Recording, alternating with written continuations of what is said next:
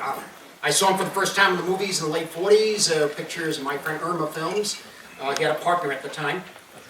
As the years went on, we got to know him better and better, and he grew in artistry as well as he grew in fame during those years.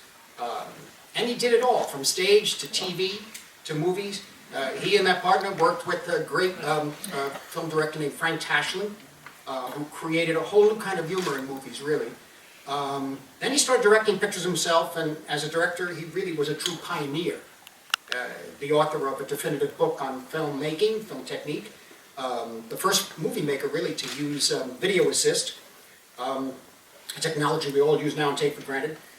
And really, Jerry Lewis is, we always talk about independent cinema. He really is an independent artist, a real independent filmmaker.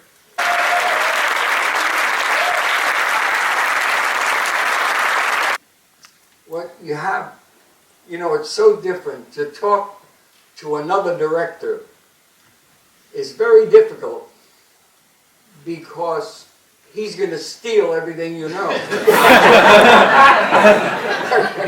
But the joy for me was not so much when I finish writing, I want to see it get it on its feet. And then you take a look at which do you enjoy most. And I enjoy it all, from the setup to the actor, the movement, the mark, the camera mark, the cues. I never left a cue to a crew. Never.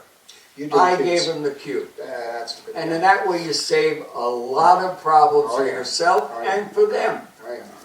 The first film you did, The Bellboy. Yeah.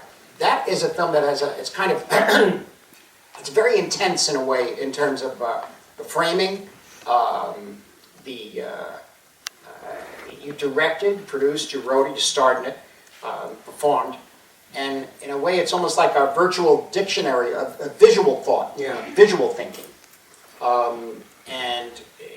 To this day there's a constant battle between the literature of film and in the dialogue and the story, as opposed to the visual. Right. You went all the way visually with The Bellboy. I never forget seeing it on big screen first time. I mean, you even used pantomime in that. Can we talk a little about that approach, or the purity of that approach?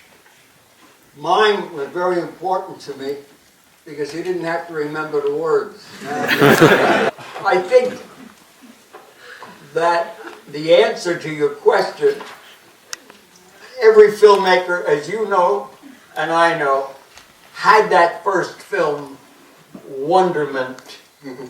And for me it was Captain's Courageous. Wow. Spencer Tracy, Melvin Douglas, Lionel Barrymore, Mickey Rooney, John Carradine, and a chick I used to bang in Cleveland. Only you were there. No.